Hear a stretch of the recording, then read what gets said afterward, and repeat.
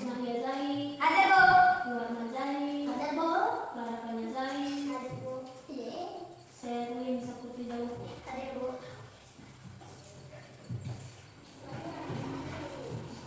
Ayo semua ya, tidak ada yang sakit. Tidak. Sudah sarapan? Sudah Bu.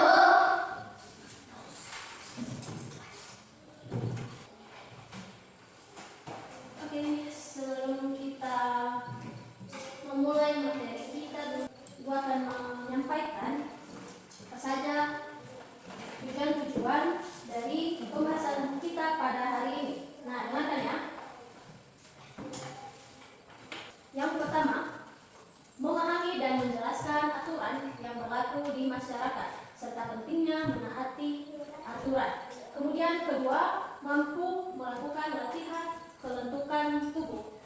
Berikutnya, memberikan tanggapan secara sopan dan tepat terhadap cerita atau pendapat teman.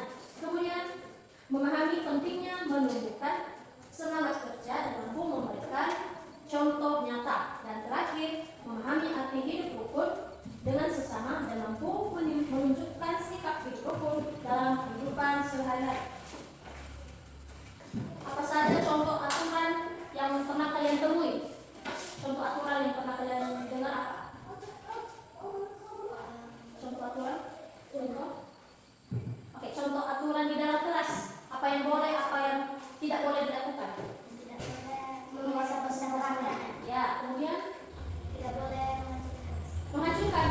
Wah, Tidak boleh. sudah hebat itu kalau kalian bisa menghancurkan gedung kelas ini dan menghalalkan kau kalian ya. Nah, contohnya itu tidak boleh libur, termasuk itu. Iya. Kemudian, nah saat ujian tidak boleh mencontek.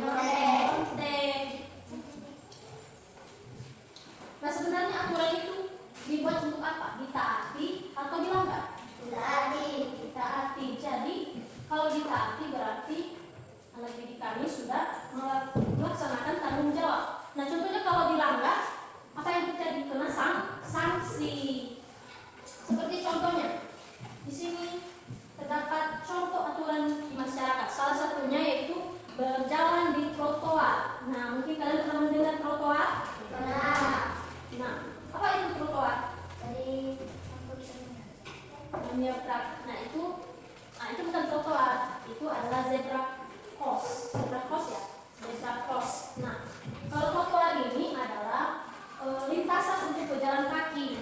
Nah, mungkin kalian tidak asing kan untuk trotoar ini karena di pasar. Nah, kalian pernah ke pasar melihat beton yang di samping jalan itu?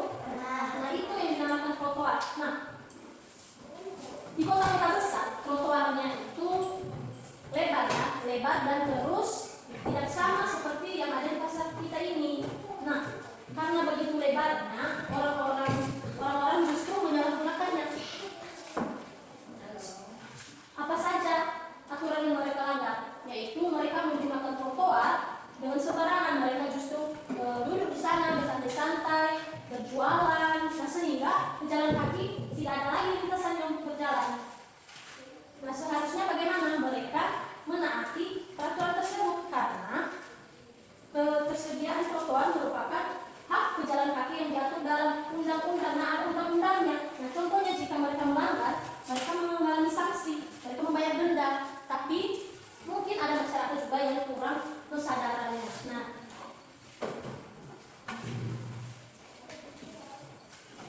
berikutnya mengantri. Kalian pernah mengantri? Nah, apa tujuannya mengantri? Agar tertib. Nah, contohnya ketika kalian menunggu saat, nah contoh kecilnya saat kalian saat kalian ikut bapak ke pasar beli bahan bakar motor. Apa kalian pernah melihat cara berbaris mereka? Pernah kan? Tidak berdesak-desakan kan? Nah, itu tujuannya agar tertib dan berjalan dengan baik.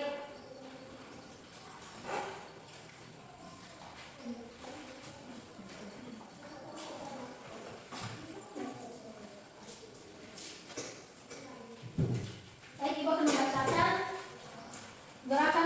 gerakan melenturkan tubuh. Nah, jadi kalian mendengarkan saja ya.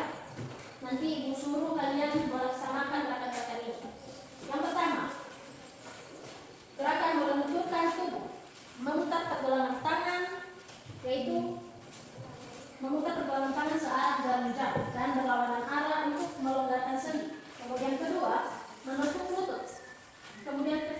mengayun tangan. Keempat, meliupkan badan. Nah, manfaat-manfaat ini yaitu akan melatih kelenturan tubuh sehingga mengurangi risiko cedera dan membuat tubuh lebih lentur dan sehat. Nah, jadi gerakan ini merupakan sama halnya dengan pemanasan sebelum melakukan gerakan-gerakan saat olahraga. Mungkin masih ada gerakan-gerakan lain yang akan kita pelajari ke depan. Kemudian, cara memberikan tanggapan yang sopan. Kalian pernah memberikan tanggapan kepada teman-teman kalian? Pernah? Salah satunya apa? Contohnya? Tanggapan contohnya apa yang kalian puji kepada teman kalian? Contohnya apa? Apa? Bagus. Bagus. Apa yang bagus? Kalau dia memiliki sesuatu. Memiliki sesuatu. Oh, berarti wah, hasil karyamu bagus ya teman. Nah, bagi itu salah. Oke. Berdiri dulu, berdiri dulu.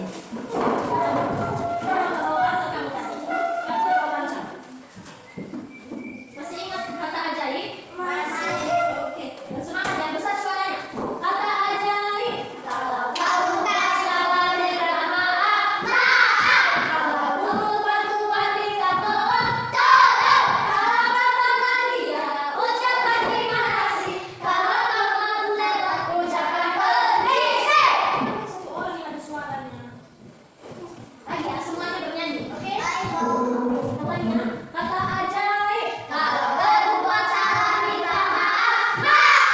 Kalau butuh bantuan dia tolong. Kalau kamu dia ucapkan terima kasih. Kalau kamu lewat ucapkan permisi. Wah, bagus. Tepuk tangan dulu.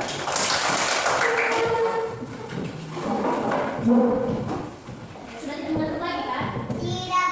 Ya, kalau mengantuk nanti kita jauh aja di terik matahari. Boleh? Boleh. Boleh. Bagus.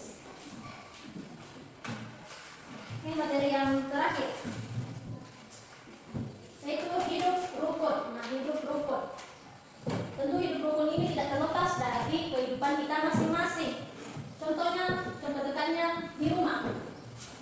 Kalau di rumah, kalau kalian memiliki contohnya memiliki makanan, jika bapak kalian contohnya nyuruh kalian nanti makanan ini bukan hanya kamu yang makan ya, nanti bagi-bagi ya sama saudara. Nah, itu adalah tujuannya agar kalian tidak bertengkar dan saling memperebutkannya. Nah, itu contoh hidup rukun.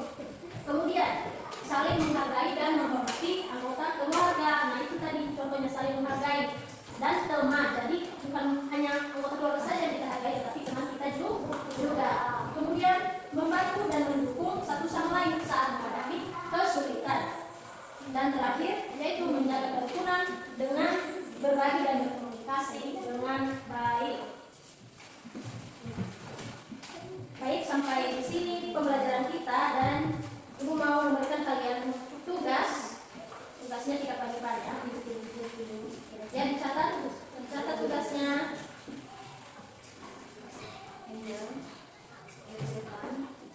Nah, pertama, tuliskan apa saja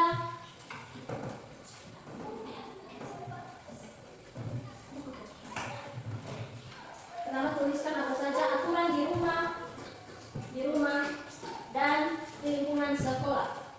Kedua, jelaskan gerakan melenturkan tubuh. Kemudian ketiga, tuliskan salah satu pengalamanmu yang kamu lakukan saat liburan. Kemudian yang terakhir, tuliskan contoh semangat bekerja yang kamu lakukan di rumah. Ya, sudah. Sekarang kita akan mengakhiri pembelajaran kita pada hari ini. Sebelumnya mari kita mengakhirinya dengan berdoa. Persilakan tugas. Mari kita berdoa secara agama dan kita masing-masing. Bapak yang berada di sini, kami berdiskusi di sini tentang diri makanya doa seperti ini kami